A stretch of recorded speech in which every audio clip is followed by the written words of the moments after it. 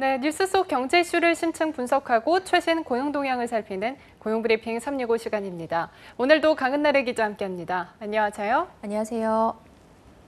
고령화 현상이 심화되면서 정부가 이에 대한 대응책으로 고용 연장 방안을 발표했습니다. 이른바 계속 고용 제도를 추진하겠다는 건데요. 어떤 내용인지 이슈픽에서 살펴보겠습니다. 네, 고령화 부담이 커지면서 정부가 대책을 세운 건데요. 계속 고용 제도라면 구체적으로 어떤 내용인가요? 네, 계속 고용 제도는요. 직원이 60세 정년을 마친 이후에도 일정한 연령까지 기업이 의무적으로 계속 고용을 하되 재고용이든 정년 연장이든 정년 폐지든 다양한 방식을 선택할 수 있게 하는 제도를 이야기합니다. 이 계속 고용 제도를 실시하는 기업에는 인센티브를 주는 장려금도 신설한다고 하고요. 이뿐만 아니라 현재 이미 60세 정년이 지난 노동자를 계속 고용하는 기업에게는 현재 27만 원인 고용지원금을 내년부터 30만 원으로 올려서 줄 계획이라고 합니다. 그러니까 정년 이후에도 계속 일을 할 수 있도록 하겠다는 건데요. 그러면 실제로 정년 연장을 제도화한다 이렇게 생각을 하면 될까요? 글쎄요. 제도화는 지금 당장은 물론 아닙니다. 정부는 60세로 정년을 연장하는데 23년이 걸렸기 때문에 학계를 중심으로 연구와 사회적 논의가 필요하다는 어떤 문제 제기를 하는 것이라면서 제도적인 정년 연장 측면에는 일단 선을 그었는데요. 이에 대한 도입 여부도 2022년까지 논의할 계획이라고 합니다. 하지만 계속 고용제가 시행이 된다면 사실상 정년을 연장하는 제도가 될 것이라는 전망이 나옵니다. 네, 최근 스웨덴이나 일본 같은 경우에는 고령화 현상이 심화되면서 이 정년 연장에 대한 논의가 다시금 이루어지고 있잖아요. 우리나라 역시 이를 대비하기 위해 방안을 하나하나 만들어 나갈 필요가 있을 것 같은데요. 네, 그렇습니다. 계속 고용제도 역시 일본에서 먼저 시행한 겁니다. 일본은 고연령자 고용안정법이라는 제도를 지난 2013년부터 시행했는데요. 기업이 사원의 정년을 최소 65세로 정하거나 아니면 정년을 앞둔 직원이 원하는 경우 계약 사원 등의 형식으로 적어도 65세까지는 고용을 유지해야 한다는 내용의 대체 정년 연장 법안이라고 할 수 있습니다.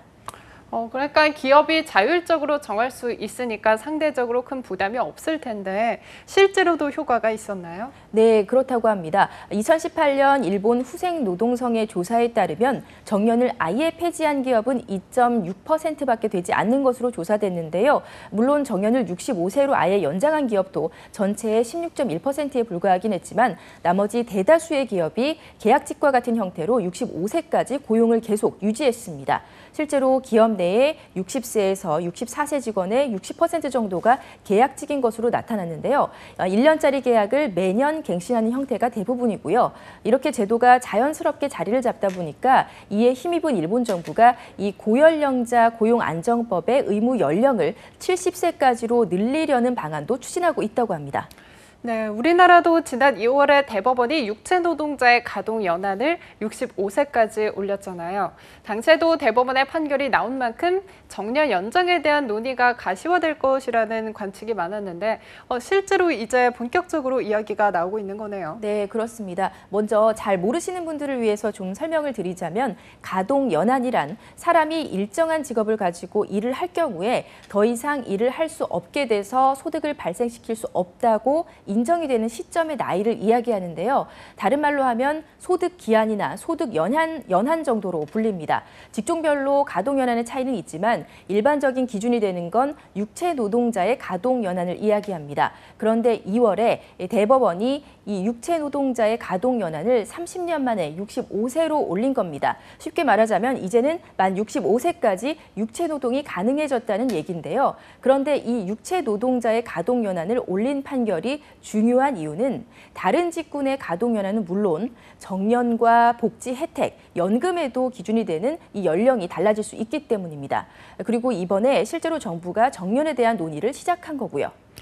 더구나 실제로 저출산과 고령화 현상이 심화되면서 생산 연령 인구까지 점차 줄어들고 있잖아요. 네, 맞습니다. 통계청의 장래 인구 특별 추계라는 게 있는데요. 이 자료를 보면 저출산 심화와 인구 고령화가 빠르게 진행되면서 2019년부터는 인구 성장률이 마이너스로 떨어지는 것으로 나옵니다. 이런 추세대로 간다면 2065년에는 15세에서 64세를 일컫는 생산 연령 인구보다 65세 이상의 노인 인구가 더 많아지는 셈입니다. 이렇게 되면 저성장과 경기 침체가 장기화되면서 악순환이 이어질 가능성이 큰데요. 이 때문에 계속 고용제도가 과연 저출산, 고령화 사회의 해법이 될 수 있을지 더욱 관심이 모아지고 있습니다.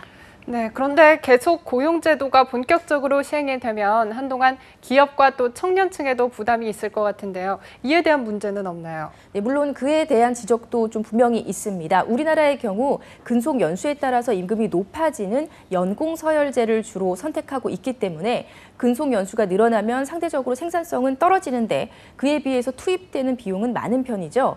이런 부분 때문에 정년 연장에 대해서 부담스러워하는 기업도 상당히 많은 게 사실입니다. 정부가 지원금을 준다고 해도 고임금의 고령층 직원의 정년을 늘릴 기업은 많지 않을 거라는 지적이 나오는 이유도 이 때문인데요. 또 이렇게 회사를 나가지 않는 고령층이 많아지면 신규 일자리도 자연히 줄어들기 때문에 청년 채용에도 영향을 줄 수 있겠죠. 실제로 고령층 고용 비중이 1%포인트 증가하면 청년층 고용 비중은 0.8%포인트 감소한다는 연구 결과도 있습니다. 이처럼 고령층의 고용과 청년층의 고용은 어느 정도 서로 대치되는 상황이기 때문에 정년 연장과 관련한 사회적 합의가 그래서 더욱더 중요하다는 지적이 나옵니다. 네, 그렇네요. 이에 대한 논의가 필요할 것 같습니다. 네, 다음은 유용한 경제용어만을 쏙쏙 골라 소개하는 뉴워드 시간이죠. 네, 오늘의 뉴워드는 38선과 체온 퇴직입니다. 그런데 사실 이 두 가지 모두 굉장히 씁쓸한 의미를 가지고 있습니다. 퇴직 관련 신조어인데요. 38선은 38세가 되면 현재 다니던 직장을 그만둬야 한다는 뜻으로 사기업 직원들 사이에서 조기 퇴직을 걱정하면서 나오고 있는 말이라고 합니다. 네, 무슨 뜻인가 했는데 최근 경기가 나빠지면서 조기 퇴직이나 희망 퇴직을 실시하는 기업이 많아지면서 이러한 용어까지 등장을 한 것 같은데요. 그렇다면 체온 퇴직도 이와 비슷한 뜻인가요? 네, 체온 퇴직은요. 38선에서 다시 1.5도가 낮아져서 퇴직 연령이 우리 체온과 같은 36.5세가 된다는 뜻입니다. 사실 이런 퇴직 연령과 관련된 신조어는 몇 개가 더 있는데요. 45세가 되면 정년이다라는 뜻의 4.5 정도 있습니다. 기술이 빠르게 발달하면서 몇 년 전의 기술이 쉽게 도태되는 이공계에서 주로 쓰이는 말이라고 하고요. 또 56세까지 직장 생활을 하면 도둑이라는 의미의 56도도 있습니다. 그만큼 정년을 꽉 채워서 일하는 경우가 생각보다 좀 적다는 뜻인데 앞으로 생산 인구를 늘리기 위한 목적으로 정년 연장에 대한 논의를 한다면 고용 안정에 대한 부분까지 역시 고려해야 할 것으로 보입니다. 네, 참 어려운 시기인 것 같습니다. 100세 세대라고 하는데 정년 연장보다는 조기 퇴직이 더 친숙하게 들리는 씁쓸한 시기이기도 하죠. 하지만 그렇다고 무턱대고 고령화 현상을 지켜만 보고 있다가는 향후 노령 인구로 인한 사회적 문제도 심화될 것으로 보입니다. 부디 조속한 시일 내에 사회적 합의가 이루어져서 정년에 대한 새로운 정의와 또 고용 안정해법이 나올 수 있기를 희망하겠습니다. 오늘도 강은나래 기자 함께했습니다. 고맙습니다. 지금까지 고용브리핑 365였습니다.